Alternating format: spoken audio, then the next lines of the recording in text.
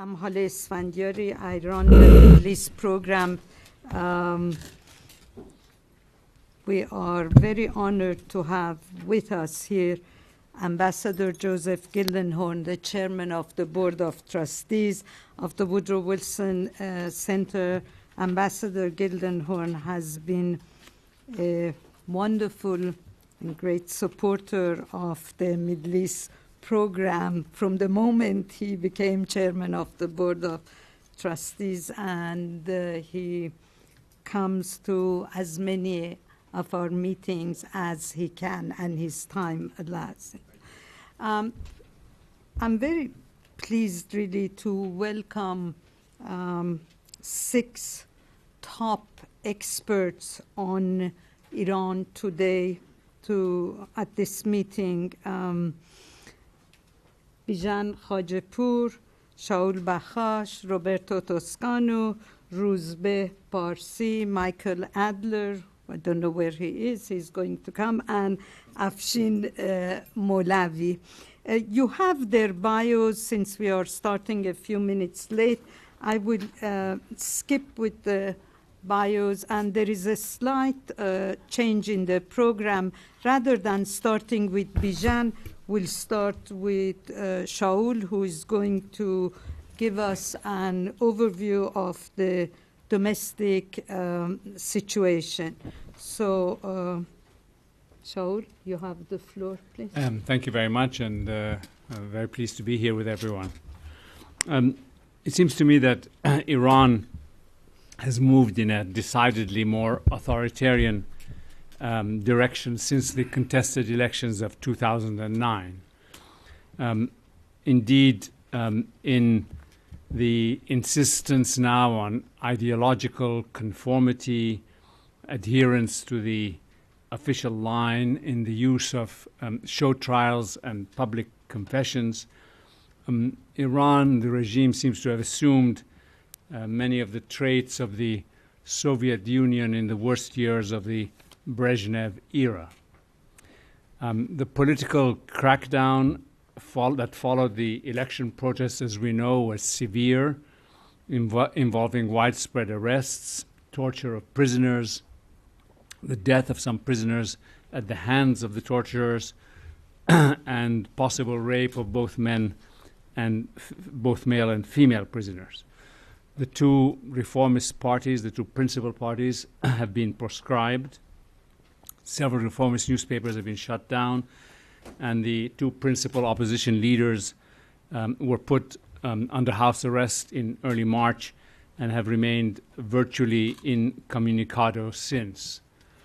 Again, as I think you know, the trial of those accused of fomenting the post-election protests was in every sense a show trial. Over 100 persons were put on trial together en bloc. The proceedings were televised, and the charges were made against the accused en bloc, as well as later individually. In this trial, the prosecutor read an indictment which accused the protesters of being involved in sedition, in a conspiracy against the Islamic Republic. And I would remind you that on trial were a former deputy president, several deputy ministers, former deputy ministers, members of parliament, the leading lights of the reformist movement. And also accused by implication then were the leaders of the 2 reformist parties. One, the much lauded prime minister of Iran during the Iran-Iraq war, and the other, a former speaker of parliament and one of the country's leading clerical figures. During the trial, the prosecutor laid out what I think also we might describe as this insistence or this distinction between right and wrong thinking. And in addition to accusing those in the dock of sedition, he also accused them of deviation from not only the principles of the revolution and the constitution, but also from God and from Islam and godly values. This theme of right and wrong thinking was picked up by the leader, Ayatollah Khamenei, in a series of speeches following the election. And he made clear that for members of the elite of the ruling group to remain inside the system, to remain acceptable members of the ruling group, they had to adhere to certain criteria and beliefs. And wavering regarding these principles, he said, could lead to deviationist thinking and even to unbelief. Another striking feature of Iran in the last 2 years has been the enhanced role of the security agencies and the Ministry of Intelligence, and as the chief enforcers of the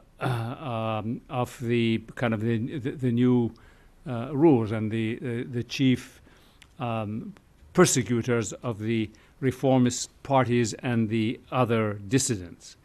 In addition, of course, we see a much enhanced role for the Revolutionary Guards. Now, it's very well known that the Revolutionary Guards are playing a very large role now in the Iranian economy, but it is also the case from both hard and anecdotal evidence that former members of the Revolutionary Guard and former Revolutionary Guard officers are appearing in posts of all kinds throughout the government service, from senior positions to fairly middle rank ones. And even the head of Iran's blood transfusion center is now a former member of the Revolutionary Guard. In addition, the guards are increasingly inclined to inject themselves into politics. Several weeks ago, the commander of the guards, in an interview, boasted of the fact that he said the judiciary has picked the guards as the enforcement arm of judicial rulings, and took pride in the fact that it was the guards that had arrested what he called many of the dissidents. He also laid down conditions under which members of the reformist camp would be allowed to take part in the upcoming parliamentary elections. And he noted that those reformists who have not yet, quote, distanced themselves from the seditionists would not be allowed to run. In addition, the commander of the Basij paramilitary forces has announced that the Basij and the Revolutionary Guards intend to send out 12,000 political messengers to enlighten the people on how they should vote in the upcoming parliamentary elections. The people, he said, of course, would be allowed and have the freedom to choose who they want, but only if they choose delegates that matched the choice of God, they would be making the right choice. I would add also that the regime is falling back increasingly on the use of religion to enhance its own position and to win legitimacy. Not only, obviously, it is a regime closely identified with Islam and religion, but religion and religious criteria for judging people has crept back very strikingly into the rhetoric of the leadership, and it is very striking that in recent moves to unite the conservatives in one bloc for the upcoming parliamentary elections, the prominent role that leading members of the political clergy are playing in this endeavor. I would also point to the fact that once again there has been you can only call it a purge in the universities, that is to the dismissal of many professors identified with the reformists or with liberal political inclinations. And once again, there is talk of reforming the curriculum of the universities in keeping with Islamic values and anti-secularism. The Minister of Higher Education announced an intention to carry out a revision of the curricula in such fields as law, psychology, sociology, and the like, to strip away Western theories and replace them with Islamic ones. I'm very doubtful that this attempt will be successful, but nevertheless, the fact that it's being tried once again is an indication of the present environment in Iran. In this sense, also, then the elite has grown narrower. It is turning in on itself, and the exclusion from acceptable political discourse or political posture of the so-called green movement of the reformists is one clear indication of this. In the conservative lexicon, the reformists are now identified as the seditionist current, and as such they are excluded from participation in politics. In fact, a kind of loyalty test is now being applied. The leaders of the two principal parties in the conservative lexicon are treated as being, as it were, beyond the pale, that have crossed a red line into outright opposition. Some among the more moderate reformists, it is said, can redeem themselves, can participate in politics and the upcoming elections, but only if they recant and ask for forgiveness for their past errors. Even remaining silent, let alone supporting the post-election demonstrations in 2009, is now regarded as sympathy with the, quote, the seditionists. At the same time, the conservative bloc, the bloc that now call themselves the principalists, that is, the adherents to the principles of the revolution and Islam, within this principalist bloc, a number of splits have emerged. The most public one, or the most the one that has attracted the most attention, is the split that occurred between the Prime Minister, the President, Ahmadinejad, and the leader, Ayatollah Khamenei, over the selection of the Minister of Intelligence. In April, the President dismissed the Minister of Intelligence, and the leader immediately reinstated him. And now, since then, I think the leader and the President have repaired their relations, sort of. But the appearance of this split allowed all the resentments against President Ahmadinejad among various constituencies to come to the surface. He has alienated members of parliament who were once his strong supporters by treating parliament with contempt and ignoring its prerogatives. He has alienated members of the clergy by the supposedly unorthodox views of members of his entourage. He has alienated others by his tendency to go over the heads of established institutions and to appeal to the mass public directly, and most importantly, the power accumulated by his chief of staff, Rahim Mashai, and the Rasputin-like influence he supposedly exercises over the president has been a particular source of alarm. So in addition to the seditionist current, we now have a deviationist current, which is the way Ahmadinejad and his team are referred to. In the last several months, this deviationist current has been accused of religious unorthodoxy, of trafficking with soothsayers, dealing in black magic, and the like. In addition, they are now being accused of financial corruption. Bijan Khajapur, I think, will say a great deal more about the banking scandal that has just emerged, a scandal involving $2 to $3 billion, but Ahmadinejad's opponents in the conservative camp are trying to implicate senior members of his team in this very large, very serious banking scandal.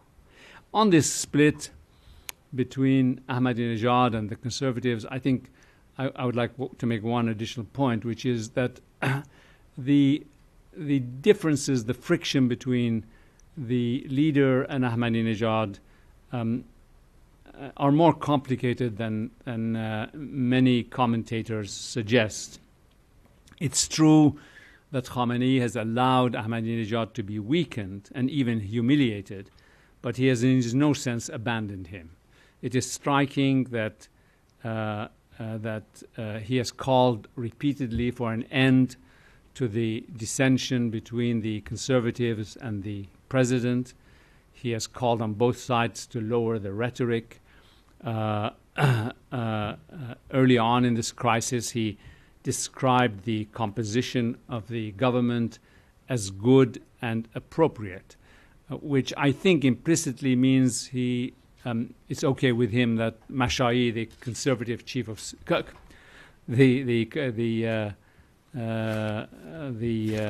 chief of staff, who has aroused so much opposition, should stay in place. I think we must conclude that in addition to his public distaste for public evidence of splits within the ruling elite, the leader tolerates Ahmadinejad because there is still a part of him that approves of the president's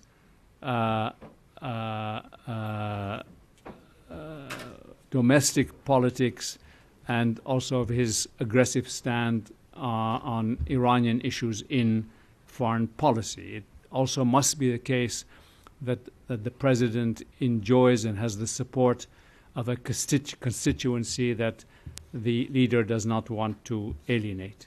Let me just say, too, that the conservatives are split not only in this dramatic way, but over the conduct or the team that they should represent to the public in the upcoming parliamentary elections. I'll say more about that in the question period. Thank you. Thank you very much, Shaul. We now move to Bijan Khajapur, who is going to speak on the impacts of internal and external tensions on the Iranian economy. I think the last time Bijan spoke here was in 2009. Yeah, May 2009. Yeah. After the presidential. No, it was before. That's when he was here. He's currently the managing partner of Atiye International, which is the Vienna-based international arm of the Atiye group of companies, a group of strategic consulting firms based in Tehran. Bijan, welcome, and you have the floor. Thank you. It's great to be back here with so many good friends. Hala has told me not to speak more than 20 minutes, so I'm going to start quickly. I have prepared a presentation because I want to show you some graphs that are important in understanding the Iranian economy. What I'll do is I'll go through some of the domestic and external issues that are irritating the Iranian economy. Then I will focus on some indicators and data that are important. And then I will close with some prospects. If I skip something, I'm happy to give it to whoever is interested later. So to understand the relationship between Iranian politics and economy, Shaul Bakhash already mentioned that. We just need to look at these three faces. These are the three bank managing directors who were sacked over the past few days as a result of a bank embezzlement in the vicinity of $3 billion that involves 8 banks, both governmental and private banks, so more heads will roll.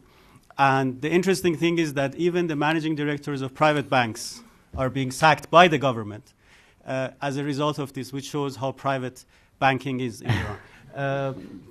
But the person on the right, Mr. Zarobi, is the managing director of Saman Bank, one of the smaller private banks, but even he was sacked on government instruction as a consequence of this embezzlement case. But essentially, this embezzlement case and others are a sign of what is happening in the economy, which is, I think, the creation of a very opaque web of contacts, networks between business people, security officials, as Shaul said, and others I will explain in a minute. So what are the different sources of irritation? And I will focus on the domestic ones in more detail. On the external ones, we can do so in the question and answer if you want to. Domestic irritations, in my view, the biggest irritation is what I call the Ahmadinejad agenda. I will explain what I mean with that. Then the empowerment of government circles through economic interests. It's happening in privatization. It's happening in new licenses, in embezzlement cases like the one we just discussed. So there is a closer trusted circle around the government, now referred to as the deviationist circle, or deviationist current, as Shaul said,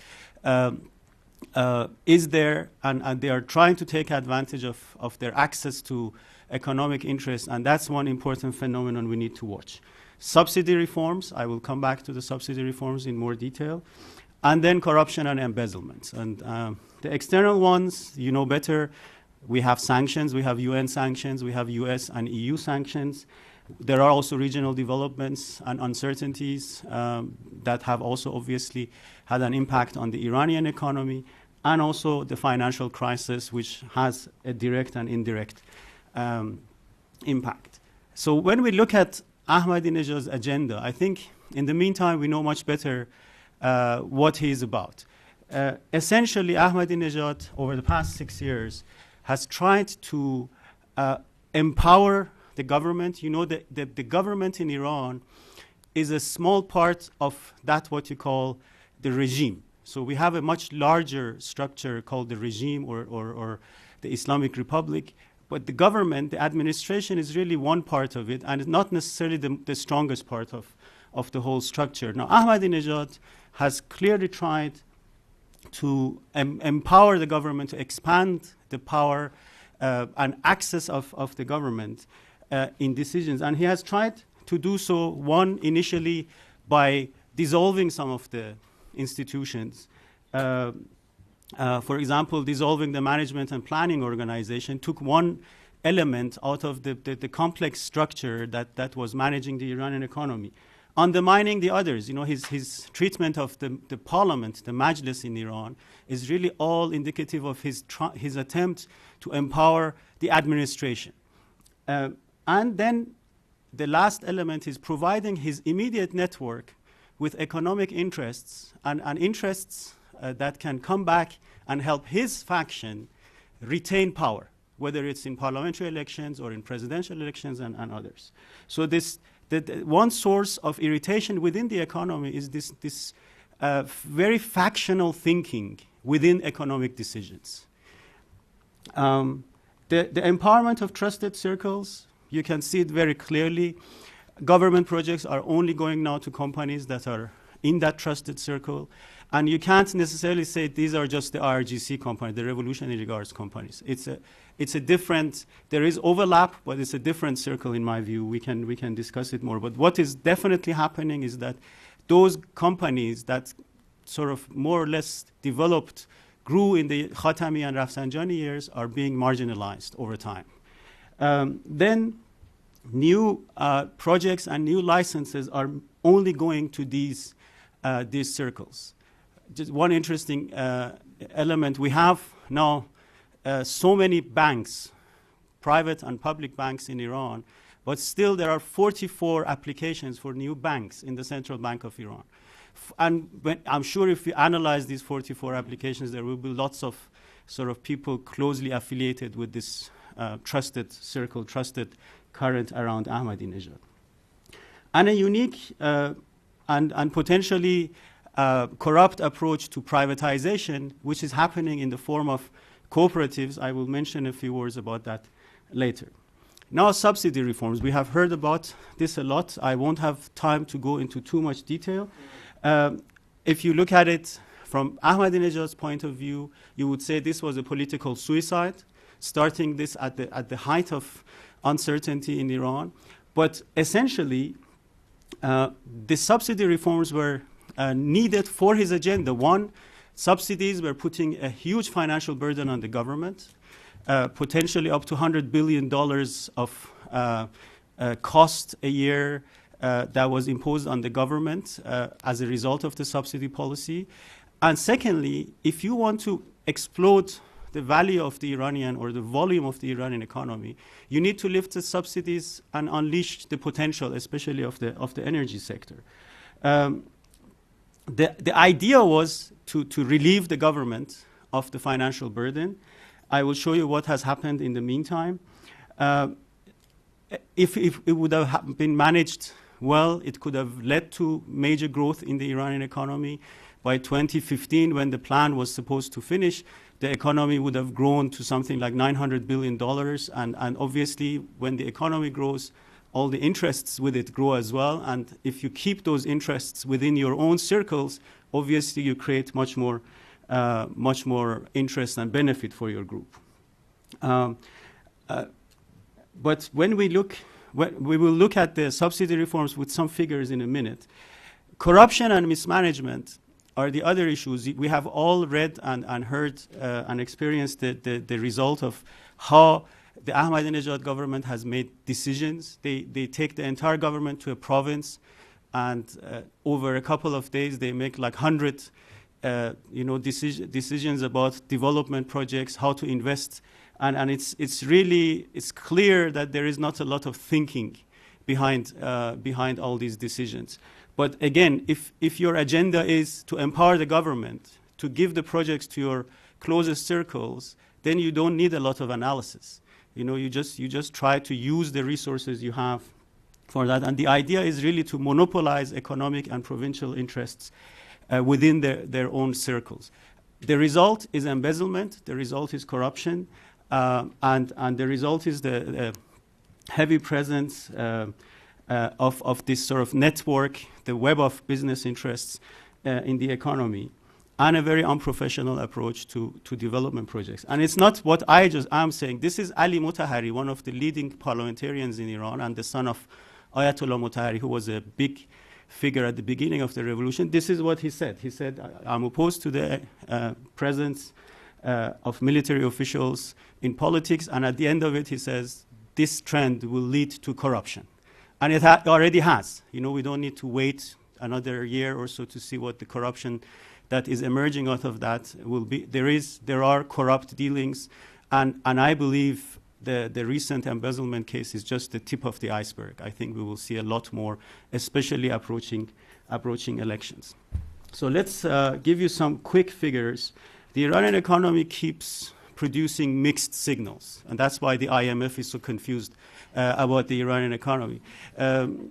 Mixed signals is on the one side, you do have growth, though much lower than anticipated, but roughly 3% annual growth is happening in the economy, and it's mainly resource-based. A lot of people say, well, if you have so much mismanagement and so much So many problems. What is producing the growth? Well, the growth is produced by the resource. Don't forget, we have the largest, if you combine oil and gas resources, Iran has the largest hydrocarbon reserves in the world. And that resource base is adding new economic impetus to the country. But high unemployment, high inflation are the most negative indicators, and it's continuing. Ahmadinejad had promised to bring unemployment and inflation down to one-digit numbers. It's actually going the other way. So it's clear that the economy as a whole is producing mixed signals, but still it's growing based on the so-called purchasing power parity calculations of the UN. The economy will be about $850 billion in 2011, which is a per capita income of about $11,000. So it's not, Iran is not a poor economy, but as I said, don't underestimate the value of the resource that we have. The IMF, as you know, was forced by the Iranian government to come and revise its own estimates, its own figures. I just wanted to show you these figures. Basically, IMF has confirmed about 3% growth in the years 2009 and 2010, and slightly lower in 2011. I will skip that. Closer look at unemployment. Unemployment is rising. On the one level, it's part of the fact we have a young population, we have a young demography, and we all knew that unemployment is not going to go away. But it could have been managed differently. It could have been managed so that we could have been kept at a level of about 11-12%. But Ahmadinejad policies, the populist policies, and all the things that I've described here have pushed it the other way. And worse than unemployment itself is youth unemployment. This is the latest census in Iran. The figures, these are the age groups down here. So in the age group around 20, we have about 30% unemployment. And you can all guess what the socioeconomic implications of such high youth unemployment are in a country like Iran. And we will have another census this year, actually this month. In October, there will be a census, and we will have to see. But I guess the figures will be around the same level. Quick look at the subsidy reforms. Original plan, most of you who have followed Iran know that the original plan was subsidies, blanket subsidies will be removed over a period of 5 years. From the money that would have been released as a result of the removal of subsidies, 50% was supposed to go back to the lowest income classes. And initially the idea was that would be about 36 million citizens. 30% should have gone back to the industries that would have suffered as a result, and 20% back to the treasury. So there would have been a gain for the treasury, but also for selected groups. Over 5 years, a volume of about $100 billion would have been basically shifted within the economy and so on. But what happened actually is the subsidies have only been partly removed till now. That was part of the plan. But how the government has changed the allocations shows where the problem is. They have now allocated 80%, not 50%, 80% of the released funds back to the lower income classes, but they have announced that there are now 63 million recipients instead of 36 million. So almost 75% of the population is now receiving direct cash handouts. That was a failure, not managing the population correctly and not knowing who should be receiving cash handouts. 20% back to the industries, so there is no money left for the treasury. And they haven't also made any payments to the industries, apart from their own trusted circles, I guess. And that is on top of already $14 billion of government debt to the companies. All the different payments that the government has to make to the different companies, industries, have not been paid. So you can imagine that the industries of Iran are under pressure. They have to deal with higher inflation, higher energy cost, and non-payment of government debt and government subsidies. The plan has improved. Those who are interested, I can show you actual calculations and graphs, has improved the purchasing power of the lowest 30% of the society, but really at the expense of everyone else. And I want to show you the impact. If you take the three classes, so top 20% income groups, middle class, lowest 30% income groups. As I said, the lowest group, they have gained in purchasing power. But what does a lower income family do if they have more purchasing power? They go and buy more food and more basic goods. So then that in itself is inflationary. So if you would have managed this correctly, instead of giving cash, you would have given them other benefits, it could have actually managed the inflation better. The middle class are the main losers. They have to deal with higher prices, and they are not really being compensated for the loss. And then the top income groups, they don't care about the price of petrol. But if you eat into their purchasing power, you are also taking away potential investment from the economy. So more money will go towards consumption as opposed towards saving and investment. So essentially, on all levels, very inflationary impact, and we see the results, the consequences. This plan is failing not just because of mismanagement and wrong policies to start with, but it's also failing because Iran doesn't have a liberal economic structure. You can't just leave it to the market and say, well, if energy prices are higher, then people will consume less. Well, we don't have the possibility of consuming less in many situations. As I said, the main losers are the middle class. In my view, government will continue to engage in firefighting processes, increase allocation somewhere, decrease prices somewhere else, but essentially there is no, the real idea of improving the distribution of wealth in the economy is not going to be achieved with these policies, and there will be a lot of irritations. There is also an interim report which complains about the government. The government has not used, the plan was supposed to be self-financing. It is not. The government has already taken something like $11 billion out of the oil reserve to pay direct subsidies. So I skipped this, but the information is there if you want. Inflation outlook, not very good as a result of the subsidy reforms and various processes that I described. Inflation will be probably above 20%, and this is while Ahmadinejad has proposed a one-digit inflation this year. So it's going to be an issue. Privatization, I mentioned. More and more privatized entities are going to the trusted circles, to the revolutionary guards, to people closer to the government. But what's important is the changing composition of the Iranian economy. In 2000, about 60% was government, 20% semi-government, and 20% private and cooperatives. This is changing. By 2015. The government, the direct government companies will be 25, but really the one that is growing is semi-government. And also the cooperatives. And a lot of these cooperatives are those trusted circles.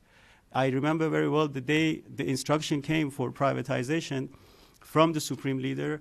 Ahmadinejad wrote a response immediately on the same day and said, is it okay to allocate certain numbers of privatized companies or privatized shares to cooperatives to promote the cooperative sector? Essentially what's behind these cooperatives are a lot of trusted circles around the government. GDP growth, as I said, it's there. It has been slowed down, but it is growing at about 3% a year. But 3% a year is not going to generate the jobs that Iran needs. Hence, higher unemployment on the horizon. Now, the big question in Iran is, with all these mixed signals, is this a sick economy or not? And as you can see, I've hidden something that I will show you in a minute. One of the indicators in Iran is always the difference between the red line is the black market rate for the dollar. There's always a black market in Iran. And the blue one is the official rate. And an indicator is always, you see the corrections, whenever this gap becomes too big, the government actually corrects the dollar. The last one was in June. See, when the gap gets a bit too big, if it's about 3 to 5%, it's okay. If it's a bit too big, the government adjusts. And the big question is, what is it doing now? And this is what it is doing now. And that is the biggest signal for me that something is wrong. If no one sort of realizes, and that's what the IMF should have reported in Iran, in my view, that this is not healthy. Something is wrong in this economy. The money is going, either too much money is going into the black market or the government rate is wrong, which I think the second is the case. Other signs of sickness. Just a report out, $25 billion of checks have bounced in the recent months in Iran. This is 4.5% of the total volume of checks and 7.5% of the money supply in the economy. That's a very bad sign. That means, that's what I was saying, industries are suffering. Their checks are bouncing. And the banking system, the economy doesn't have the means to respond. Despite higher than expected oil income, our so-called oil surplus reserve is empty, based on parliament reports. So it's there. So I'm going to very quickly just touch upon the impact of sanctions. Obviously, sanctions have had an impact, a lot of negative impacts. Imports are more expensive. Banking relations are very difficult, and more and more. Iran has had difficulty receiving the funds for its oil exports, even from friendly countries like India. So there are lots of issues. Lack of foreign investment in Iranian industries, in the oil and gas sector, and so on. But the government is still managing, and there are also some upsides. I wanted to show one upside because of the banking sanctions that the US and the EU imposed back in 2008, 2009. Iran converted most of its foreign reserves into gold, about $70 billion in 2008. And that is worth this much today.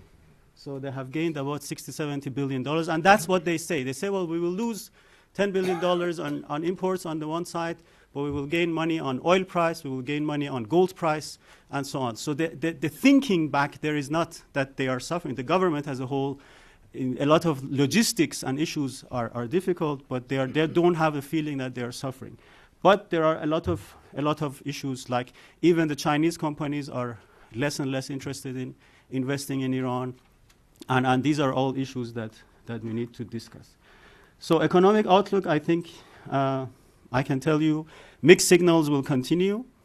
The resource base is going to push Iranian economy towards growth, but there will be also negative impacts, especially negative impacts coming from the subsidy reforms, coming from mismanagement and corruption.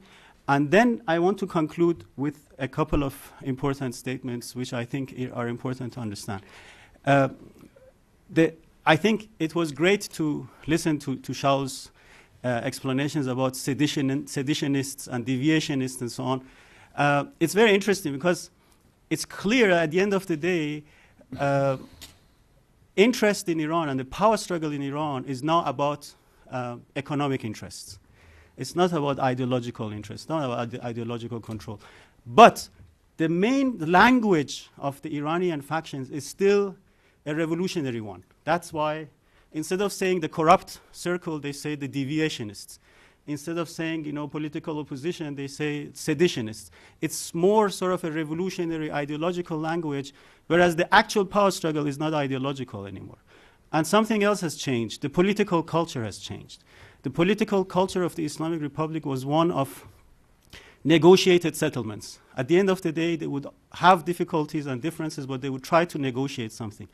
Not with Ahmadinejad in the power. Now the political culture is one of marginalization, complete political elimination, as we again heard from Shaul. So The competition is about the economy and very pragmatic issues. Language is still from the different background. I think the upcoming Majlis elections are going to push factions towards more exposure. There will be a lot more news about embezzlements and corruption and so on. That may actually push some of these economic interests into the foreground. We don't know. We have to see. What is a fact is that the role of the semi-governmental organizations is on the rise, both in economy but also then as a consequence in politics. These networks will influence political and economic power, and unfortunately, the middle class are the main losers. I'm sorry I took a bit longer. We made an exception. So thank you very much, Bijan. Now we move to Roberto Toscano, former Italian ambassador to Iran. Actually, I always repeat that when I introduce Roberto. He was somehow a protector of the intellectuals, the human rights activist in Iran, and we really appreciated a lot what he did for a lot of us who got into trouble. Today he's going to speak on education in Iran, the national pride, the regime prejudice. Roberto, you have the floor. Thank you very much, Haleh. I'm very glad to be back. As a matter of fact, I feel I've never left. You mean it's the same old Yes. thing? Well, in a way, I'm going to speak about something that's totally separate from what Bijan Khajipur just said. But I feel this is a continuation of the same discourse, because what he just said about the substance being economic interest and power and the ideology and the language leads me to stress the importance of education. When we talk about Iran, we usually talk about the nuclear issue, repression, the economy, religion, but education probably should have been the object of a little more attention. And lately it has become for some reasons. Now, everywhere and at all times, education has always had three functions. The first one is to transmit knowledge so as to equip individuals with professional skills, so that they can make a living and at the same time they can contribute to society. This is the first function. Then there is a second one, to transmit culture in all its aspects, making individuals capable of being both consumers of culture, and culture I mean everything, literature, music, visual arts, humanities, and also producers of culture. And then there is the third aspect, which is to transmit common identity, values, and so as to ensure the cohesiveness of society. The difference between democratic and non-democratic systems is not in the first aspect, because both democratic and non-democratic regimes need to equip individuals with the skills to work and to create and to produce. It is definitely in the third area, meaning common identity, values, and cohesiveness. And also it is about culture. Now, the difference also in democracy, you have to transmit common values. For instance, respect of laws, or constitutional is what in German they call constitutional patriotism. But regimes want to do something else. They want to establish that there is only one way of being citizens. There is only one ideology that allows you to belong to a community. This is the big difference. And education is put in charge of shaping that. I wouldn't even call the person citizen. It sounds more like a subject. Mm. Iran in 1979 shows a very peculiar phenomenon. Because if you look at Iranian history and Iranian culture, you see that the Iranian tradition of high consideration and high priority for culture and education was so strong that even the revolutionaries, even the Khomeinist revolution, could not ignore that. There were some episodes. You remember Khalkhali intending apparently to destroy Persepolis, but it didn't work, and it could not work because Iran is different. It's different also because of religion, because the Shia religion as practiced in Iran, has a philosophical, cultural background, and then it has a very high level of intellectual, an intellectual dimension. And this is extremely, extremely important. Of course, soon after the revolution, this third dimension, creating the true revolutionary Islamic believer, came to the forefront. And there was the Cultural Revolution, the closing of the universities to change the curricula, to purge the undesirable teachers, and so on and so forth. And throughout the 1980s, also because of the radicalizing effect of the war with Iraq, the climate was one of giving importance and privilege to this pedagogical, ideological dimension. Yet, education, in the other sense, did not die. Otherwise, we wouldn't have the Iran we have today. We wouldn't have the people claiming space for intellectual pursuit and for artistic creativity. Evidently, the country was not made flat, in spite of the attempt of the more radical revolutionaries to make it flat and conformist. Because the ideology at the beginning was, there were ideological pillars such as religion and politics, inseparable. This is what the French call intégrisme, because fundamentalism doesn't really tell you the truth. Second, Islamic revival. Third, cultural revolution, as I said. And fourth, the so-called Islamic person. Now, all this effort, in a way, faded. Well, this is nothing new. If you look at other revolutions, the French Revolution or the Communist Revolution, the Soviet Revolution, after a certain number of years, for inevitable reasons, there is although it's not a program to become pragmatic, regimes tend to be forced to introduce more pragmatic dimension to their behavior and sometimes even to their theory, because otherwise they feel they will not survive. Because to a certain extent, the third dimension, the ideological indoctrination aspect, can backfire and can affect negatively the technical scientific level. Because if people cannot think independently, it's very difficult for them to achieve the results that the regime needs. There is this huge ambiguity. Well, I've never seen such ambiguity as in Iran, as to the relationship with culture and with intellect. You know, in some non-democratic regimes, anti-intellectualism, and unfortunately also in some democratic regimes.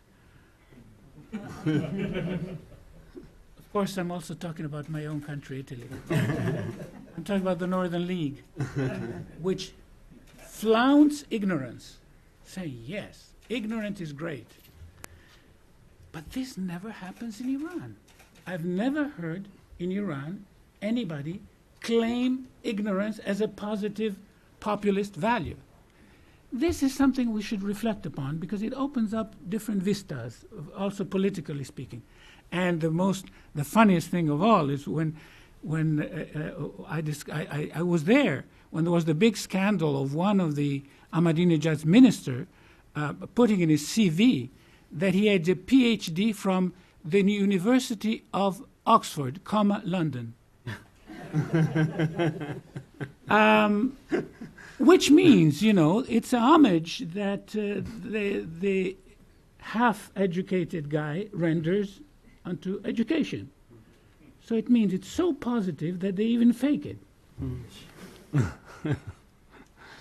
Reformists, I think, Khatami and his people, tried to close or to reduce this gap between the high-level, technical level culture and the ideological level, without abandoning, of course, the fundamental tenets of the revolution of Islam and of even Khomeinism, but trying to make it a little less contradictory, more harmonious. And this opens up, in the second level, meaning the cultural level, opened up spaces which allowed for some very interesting artistic production. I'm especially fond of cinema, but also other fields.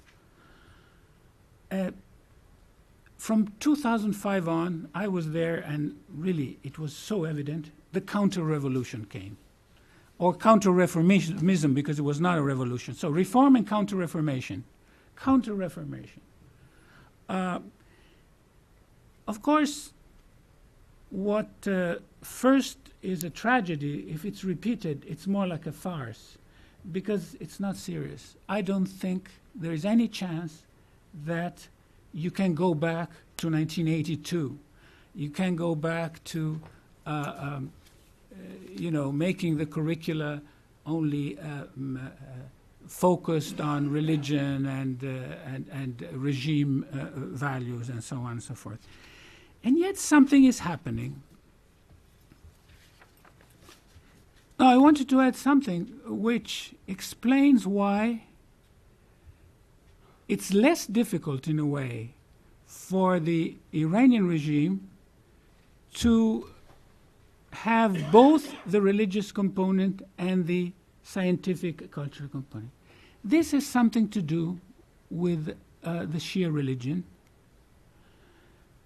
which never had, for instance, the anti-scientific traits that, for instance, Catholics had for centuries. I mean, I don't think that in Iran creationism is a problem. I've never, birth control is not a problem, and so on and so forth. So there's a little more compatibility, paradoxically, with, although it's such a reactionary regime in many ways, but on issues of modernity, not freedom. But on issues of modernity, the regime is more flexible than other regimes based on other types of religion and ideology. Of course, we talk about religion, but as Bijan Hajipur said, it's not about religion. It's about power and money. And yet, the language is that. It's like in the Soviet Union, when they wanted to eliminate a competitor, political competitor, that say he was a deviationist, a splittist, a whatever, a Trotskyite. So the language is always ideological, but the substance definitely is not. What has happened recently? Well, I said once that now the regime is divided on an ideological level between clericalists and messianists. The clericalists actually are still focused very much on issues like separation of male and female students. So they're real, etymologically speaking, reactionaries, because they want to go back to a situation where even in kindergarten, children do not mix. And with the great vulgarity of which some clerics are capable, somebody said, one does not put the cat next to the meat. That's the level. Second, the enforcement of hijab orthodoxy. And here there is something very interesting, because as you know, Ahmadinejad has said a couple times, that's not really an important issue. But you see, because as a populist, and incidentally, that benefit for the lowest classes is the signal of populism. That is the populist focus of Ahmadinejad. But it also has a lifestyle component. Ahmadinejad is the one who said, well, why don't women go to soccer matches? those things that apparently are minor, but they send out a signal, I will not bother you on lifestyle issues, which in Iran is not as secondary because people are fed up with being interfered with in daily lives. Here, both on the separation of male and female and on hijab orthodoxy, you see a difference between the clericalists and the messianists, or whatever you call them. But there is something on which apparently they agree.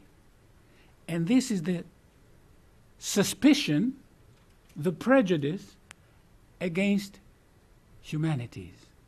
And humanities intended, including law, philosophy, psychology, political science, management, sociology, women's studies, and human rights. Those subjects are not scientific. They can be the vehicle of Western influence. This thing about Gharzadegi, the West toxication, has never left the ideological core of the Iranian regime. They are always there. They are always afraid that something from the West will influence negatively the population. But of course it's too late, because I've never seen a country that is so much connected to the West as Iran. But that's another story. And also the other thing that they are afraid of is that it will also be a channel for secularist tendencies, which of course we should all agree that secularism is not lack of religion, but to them, they want to say that secularism is against religion. It's not separation of church and state. That's another story. Having said this, they are trying, but it is a rearguard battle. I don't think Iranians are, because, in Iran, it's the first country where I see populism that is not necessarily anti-intellectual. It sounds like a contradiction. The positive attitude towards culture, be it poetry, being good education, is so widespread also among those social groups that resent the elites and they mistrust the elite. But still, they are still attached to culture. This is a very, very interesting phenomenon. Now, to conclude, I would say that Iranian Democrats should never forget that an alternative political platform for a future democratic Iran should contain a very important plank on education, which is a national heritage, and the nation is important in Iran, as you all know, and should be something that should be preserved and improved. And this is one more way in which, by defending education, by preventing the country from being isolated also culturally, they will prove that they are the real patriots. They will take away the claim of the regime of defending the country against hostile and dangerous and ferocious enemies. I think the cultural and educational dimension is going to be a very important one in constructing a different political option for Iran. Thank you. Thank you very much, Roberto. Shaul gave us an overview of the internal situation, the split that goes on in Iran. Bijan gave us gloomy picture of the Iranian economy. Bijan, in all the years that you have spoken at the Wilson Center and I have known you, this was the first time I felt that maybe there is the light at the end of a tunnel is pushing back.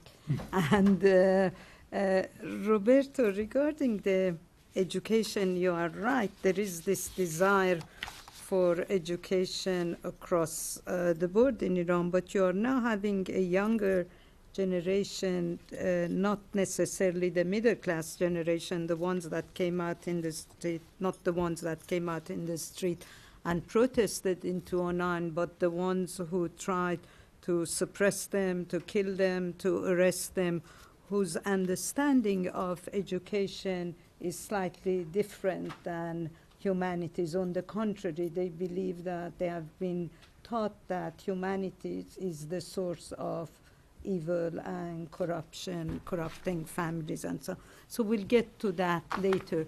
I'll now open the floor to your questions, and I'm sure there is a lot of questions, and please just stick to questions and no comments, and forgive me if I interrupt you if you make comments. So questions, please. Barbara, just wait for the mic. Afshin, why don't you come from here and sit? Afshin is one of our speakers on the next panel. So, yeah, thank you.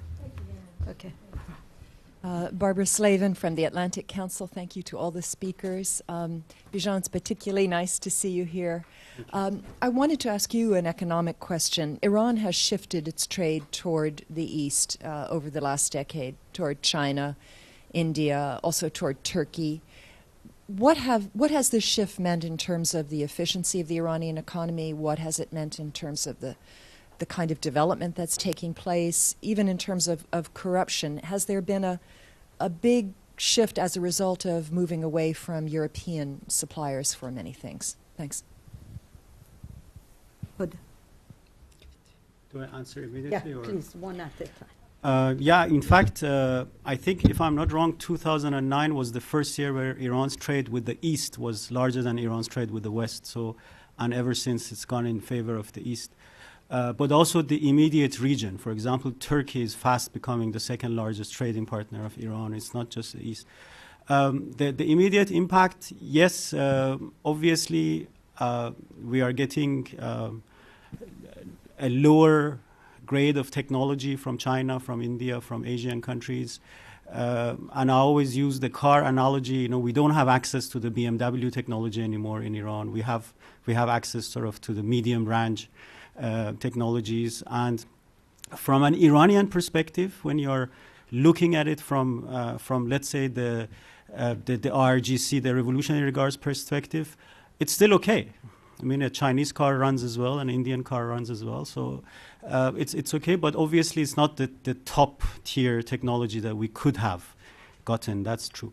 In terms of corruption, especially with China, the fact is that because most of the Chinese companies are governmental companies, they look at working with Iran as a government-to-government relationship. It's not a business relationship. You know, most of the Chinese delegations who come to Iran, they even stay at the residence of the Chinese ambassador. They don't even go into a hotel to interact with sort of non-government. And that obviously creates a completely different environment for business deals and for interaction. So that is another element that is reducing the role of the true private sector in the economy in international trade. So there are immediate impacts, but what is important to understand is that it's not a situation where we will see a technological or an economic collapse. The economy is running, but with a lower technology and much less efficiency, unfortunately. Thank you very much, and it's great to see you, Bijan. First, I'd like to just raise something with Ambassador Toscano. I thought you made an excellent presentation, as always, and I wanted to... there was something very interesting you said towards the end, in which you said that Iran is probably the country that is the most connected to the West than any you've seen. And then you also talked earlier about education and this attempt to instill identity and values. Well, in a sense, this was almost a colossal failure of the Islamic Republic, isn't it?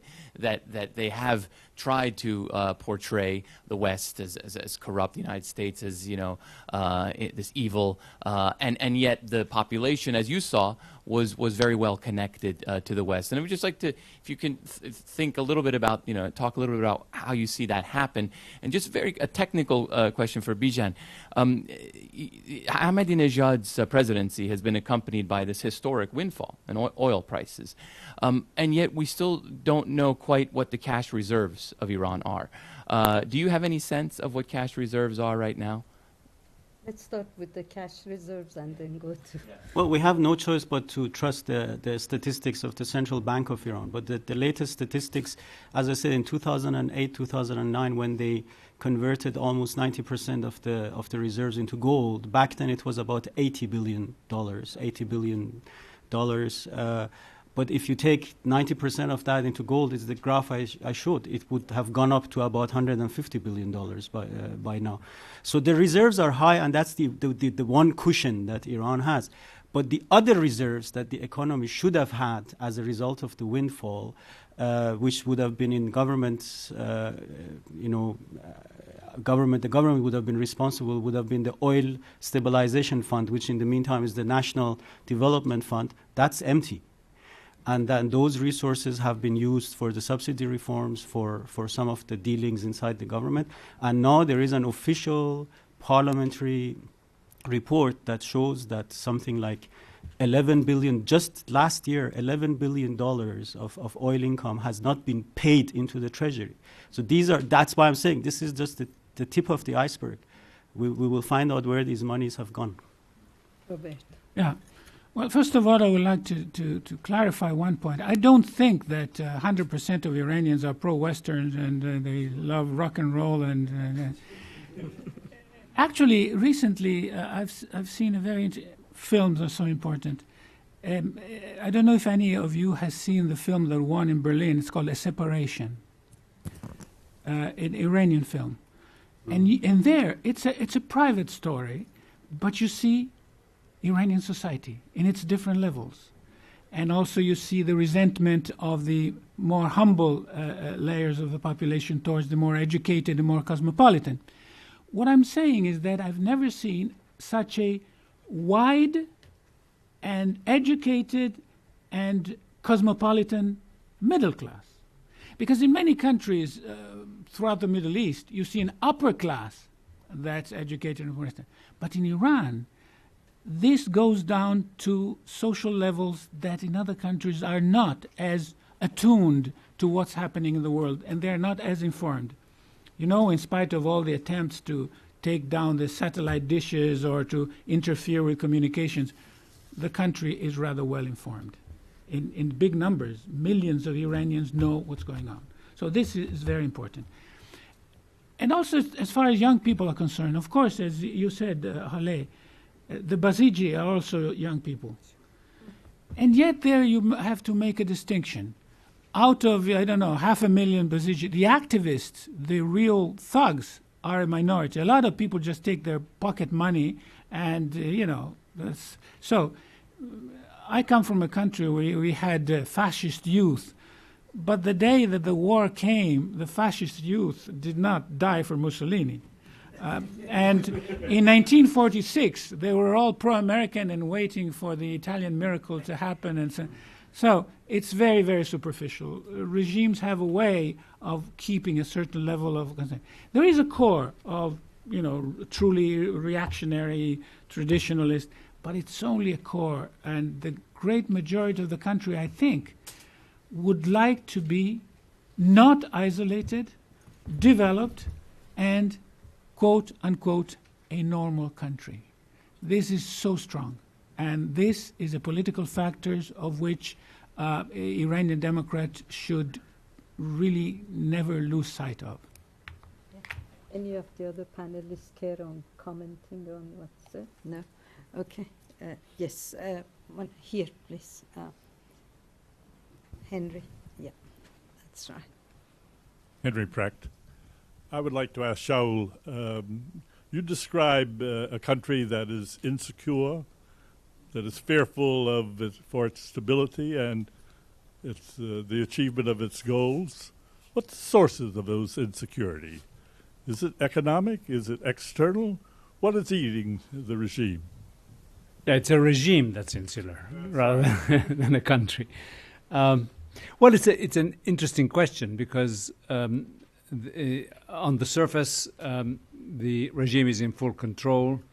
The population, I think, has been depoliticized after the experience of the 2009 elections. Even though the economy is doing badly, as Bijan pointed out, oil revenues are high and there are plentiful reserves. So it is strange. I mean, it is a bit difficult to explain, and it's reflected also in their concern over the upcoming parliamentary elections in March next year, when they've by and large neutralized the Green movement and the opposition, and they keep worrying and warning against disturbances and things. Well, I think they know that the majority of the population is not with them.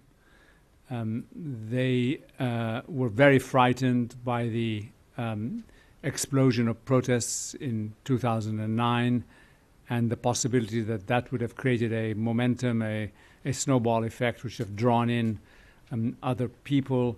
I think, they are obsessed, at least the security agencies, by the example of the so-called Velvet Revolutions in the former Soviet republics and the overthrow of governments in places like Ukraine and Georgia and elsewhere. And they keep referring to that again and again. And I think, like all ruling groups that become unaccountable and unanswerable to their publics, they turn in on themselves and they become insular as a matter of kind of historical experience. Ali, can I say one sentence? Yes, yeah. Sorry. We should not underestimate the impact of the changing political culture that I mentioned. If you get to a scenario where we are now, where whoever dominates the scene of power can actually eliminate the others, eliminate politically, not physically, then you get insecure. You can always be in the minority and get eliminated. The other factor is that the sense of insecurity helps security organizations to remain in charge. So there may be some exaggeration in some, like we saw after. I mean, the conspiracy they created for the post-2009 elections scenario was one that, all the states in the world had conspired to topple the regime, hence the need for more security involvement in all matters. Sorry. Exactly. Yes. Just wait for the mic, please. Sure, Patrick. Thank you. Julia Cloney, economist, independent consultant on development. My question has to do with education. I appreciated the elegant analytical presentation of the education trends in Iran, but I felt something was missing regarding the gender discrimination. If women are really not encouraged to be educated, to put it mildly, what effect does that have in the intellectual dimension of the education system? Thank you. Well, there is a very interesting paradox in the sense that quantitatively the regime has increased the education of women. The problem is that then society is structured both materially and ideologically in such a way that educated women then cannot get full access to what they deserve and what they are prepared for. So the situation is much more complex than, say, in Saudi Arabia or in other, let's say, non-Persian Islamic countries. I have friends in Iran who have relatives in Saudi Arabia, and they used to visit them, and then they would come back and say, I hate this regime, but I would never switch sides with my sister. The contradiction, of course, has to be challenged, and there is a lot of work to do, and there are a lot of incredible women are fighting there to break through that sometimes implicit set of limitations. Just to give you a figure, over 63% of the entering classes at Iranian universities are women. But and education is available to women and men. If there is one equality until recently was access to education. It's segregated education except when you get to the university level, and the level of participation of women in education was so high that for a while the Iranian parliament contemplated introducing quotas for entering universities in favor of men rather than women, which is very unusual for the region. But what is happening now, and I think Roberto mentioned it, is an attempt in this context of Islamization or the ideology is to segregate classes at universities, have classes for women and classes for men. But I'm sure they will not succeed because just like the early days of the revolution, when they contemplated this, they didn't have enough professors. So there is this, and in certain provinces, they have done now sections for women student and men student. But I think it's a passing phase. I have to add something else. There is a comparison that maybe is interesting. I was in the Soviet Union in the 1970s, and I tried to follow this issue. So 100% of women got education. 80% of doctors were women. But as you went up the rank and the, let's say, the positions of responsibility, then guess what? At the top, only 10% of women were heads of department. Mm-hmm. So this thing goes beyond the numbers. It's a way the system works without having a rule written anywhere.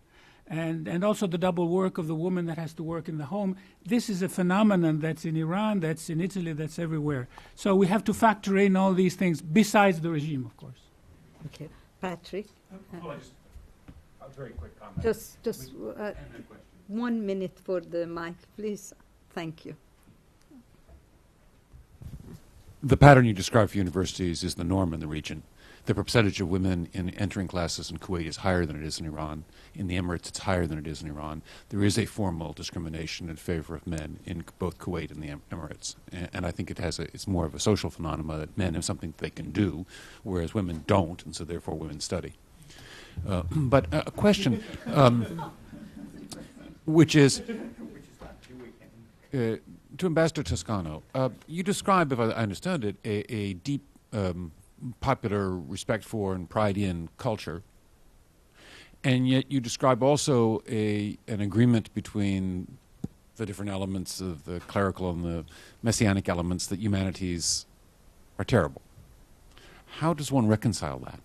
And in particular, I'm interested in hearing how deep do you think that we've seen these recent efforts to ban the republication of classical poetry and the insistence on the revision of classical works to eliminate such things as references to alcohol and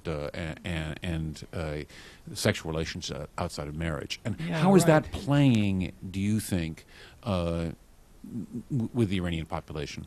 Yeah. Well, the classical poets will be shown as drinking Coca-Cola, of course. Zamzam. The contradiction is there, and there is more to there is something. I saw actually the change because I arrived in Iran in 2003 and I left in 2008. Imagine that in 2004, I participated together with Ramin Jahanbegloo in a seminar on Isaiah Berlin with Michael Ignatieff in an open space with students and with everything. Now, you wouldn't do that. So there was a very significant return to more ideologically limited and narrow. And yet, I think that the population, the educated population, is still has not stopped being educated, being connected with international interlocutors. It is still possible. It is still possible, but it's more difficult. And the level of repression has been, the threshold has been lowered, so that things that before were considered indifferent, now they are considered hostile. This is the big difference. Ramin Janbeglu paid dearly for that seminar. Yeah. Afterward, we all know. So, yes, in the back, please. Yes, and then yes. Back. I had a question for all the panelists. What institutions or political parties would you say represent the current middle class, or are they sort of apoliticized or beaten down since the Green Revolution's failure? So what I'm really looking for is, like, what can I look at or watch to represent, you know, the middle class's influence and what their thoughts are and what their political participation wishes to be? You want me to go? Well, there are various entities that do represent the middle class. There are some political parties that are operating. There is one, for example, called Hambastegi that also has a newspaper. There's another one called Mardom Salari, and Mardom Salari means democracy, and it's a political party. It has members of parliament. It has its organs. So there are smaller entities.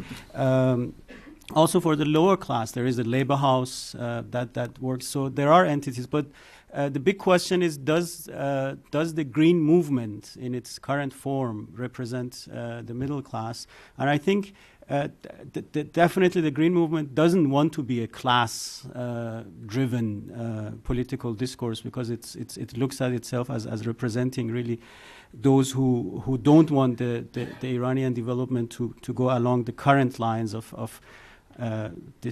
all the different elements that we described today, especially the security thinking. But I think the last real opinion poll in this matter that was produced in Iran from about 4 or 5 years ago showed that the majority of the Iranians don't feel represented in politics. And I think that is still the case for all classes. They don't feel represented, and they are looking for true representatives. Can I say something? Definitely the green movement does not represent the lower classes, who are not necessarily enthusiastic about the regime, but they're standing on the sidelines because they don't trust the elites. They don't trust even the clerical elites, but they don't trust the educated elites either. This is very, very important. And then there is something else. When you talk about middle class, usually you also talk about the entrepreneurs, the producers, those who are active in the economy. But Iran is not a socialist country, it's a crony capitalist country. So if you introduce the element of crony capitalism needs to be closely attached to power, to the regime. So there is no space for the entrepreneurial class to contribute to the production of a political alternative. This is the cunning strategy of the regime. They are co-opting a lot of people who are industrialists, but they are industrialists and they thrive only insofar as the regime says okay. This is a very important passage and a very narrow passage which will make things very difficult for the middle class in Iran. Yeah, I think Roberto makes a very good point, and it is the case also that there are political parties that represent the interests of the bazaar merchants and shopkeepers, but also very closely related to the regime. One of the striking things, it seems to me, about Iranian political party discourse is that it's not based on class. I mean, you don't find parties speaking strongly for worker interests or about wages or about labor laws and the like. And the political discourse is conducted on a kind of a higher intellectual level about ideals. And I think that's the weakness of the current Iranian political system, and the reason why Bijan says most groups don't feel represented by the political parties.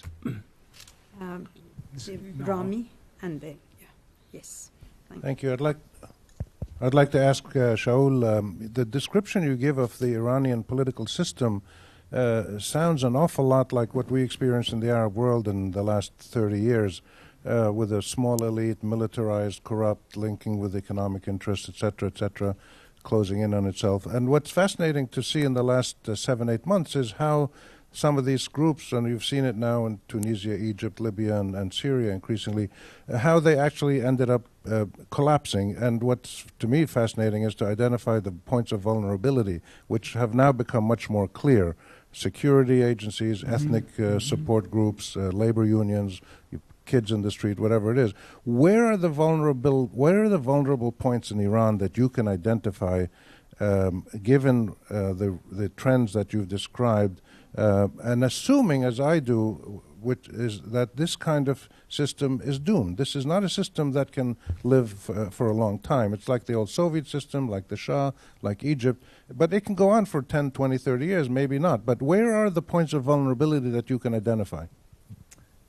I think you're probably right that in the long term these systems are doomed, but the moment of doom is very difficult to predict. Yeah. And you do need, as I think you would agree, that you need a confluence of very complex factors to come together at the same time to create the kind of spring which countries in the Arab world have experienced, or the moment when in Iran under the Shah, the people had enough and they came out into the streets. So first of all, I think there's no way of predicting these things. We really don't kind of know enough about how these revolutions occur to be able to predict. Secondly, I would say, judging by the demonstrations in 2009, people were out on the streets, but some things did not happen. Right? The bazaar did not break with the regime. The workers did not go on strike. The middle rank clerics did not separate themselves from the regime. It's these kinds of signs I think we will look for. Will there be strikes in the labor sector? Will the bazaar get so alienated from the regime that they abandon it? Will we get among the middle rank clergy a break, in the ranks of the clerical community? But I would say, that the reason, in fact, I stressed the points I did in my opening remarks is I do think this is becoming a regime, which is so turned in on itself, so fearful of any kind of opposition and dissent, so believing that it can eliminate all disagreements and all, even within its own ranks, even among its former allies, that it's beginning to take on those aspects, of regimes which are in grave danger of a public explosion, except we can't tell when that will take place. Bijan, you And I wanted just, to add? I think there are enough points of vulnerability in the Islamic Republic, and I also believe that the current structure is not sustainable. But I think what is working to the benefit of the Islamic regime right now is the unwillingness within the Iranian society, and that's why all those things didn't happen, to go into another process with an unclear outcome. We did it once. We don't know what will come out of it. And sort of as long as the alternative is not clear and clearly defined, which is obviously very difficult, the society as a whole is not going to push for another violent upheaval. Can I add one more thing? Yes. That one of the reasons is that the Green Movement has started on the issue of the rigged election, but has not really then added contents as far as the program is concerned. What kind of an economy, what kind of relationship with religion, what kind of foreign policy? I don't know to this very day. I mean, I like to hear people who want democracy, but what does that mean in terms of life for the country, for the individual, for the social groups? That work has not been done. Probably it has not been done because once you start doing it, you don't have 3 million people agreeing. Then they would split in different trends. But it's a real quandary, and I don't think that being stuck there will be very conducive to political results. Just one quick point, Rami. I believe that we will know much more when the parliamentary elections are announced, and how much there is going to be freedom of movement, and who are the candidates, whether the regime has learned the lesson from the aftermath of the rigged presidential election. So I think that is when the vulnerability of the regimes will come out. I'll take one question here, please, and here, the mic is here, and a question from the overflow, and then we'll put an end to the first panel. Yes, please. Thank you very much. My name is Max Massa. I'm actually not a specialist in Iranian affairs, but in China. And much of what I've heard going on seems to me to be exceptionally Chinese. We're talking, we're talking about, for example, like ideologically charged language unrelated to ideology, crony capitalism, like the government-to-government connection, well, like as business. And also, like, but we're talking about at the same time, regimes which, appear to be, like in the Arab world, compromised and falling. China appears to be going okay at 60 years plus. So I was wondering to what degree there'd be elements within the Iranian government that would see China as a potential model for stability and be interested in investigating something more like a Chinese mode of political development. So this is just my question. Okay. And just let me read this question from the overflow. Bijan, how has the wars in Iraq and Afghanistan played or factored in the Iranian economy? Do you want to take the first question? Take the China. I think the Chinese model is very attractive to the Iranian leadership because control is maintained and economic development is impressive, and they have good relations with the international community. And if the West would kind of leave Iran alone on political issues, they'd be happy to have good economic relations with it. But I think the problem, the reason why the Chinese model doesn't work for Iran is that they haven't made the basic decisions the Chinese people the government has made. Basically, on social issues, the Chinese government leaves people alone, right? Matters of dress and yeah. The basic decision the Chinese made, which is to allow foreign investment, to have foreign open travel, a government, but also a large private sector. These decisions the Iranian government hasn't made and has proved itself incapable of making. So they aspire to the Chinese model, but they don't want to take the decisions that the Chinese made, which allow political control while you also which provide for political control while you allow the economy to expand. On the okay, just go. On the question, well, both Iraq and Afghanistan are important export markets for Iran right now.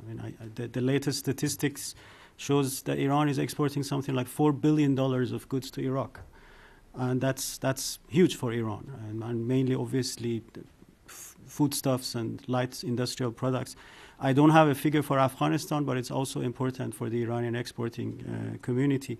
And we should not forget, again, both countries, but probably mainly Iraq, are also a source or a third country for smuggled goods into the economy. So these are important factors in the current economic picture. Please just join me first in thanking our first panel, and then the next panel is going to be moderated by Robin Wright, who is a senior public policy at the Wilson Center and the United States Institute of Peace. She's a journalist, author, and foreign policy analyst, and her recent book, Rock the Kasbah, Rage and Rebellion Across the Islamic World. You must have all heard about it. It's somehow as if she had a sense of what was going to happen in the Arab world before the Arab Spring started. So I would like to ask the next panel to move up here. The panelists will go there, and we have 15-minute time for break, and you can continue your conversation with the panelists during the coffee break. Thank you very much.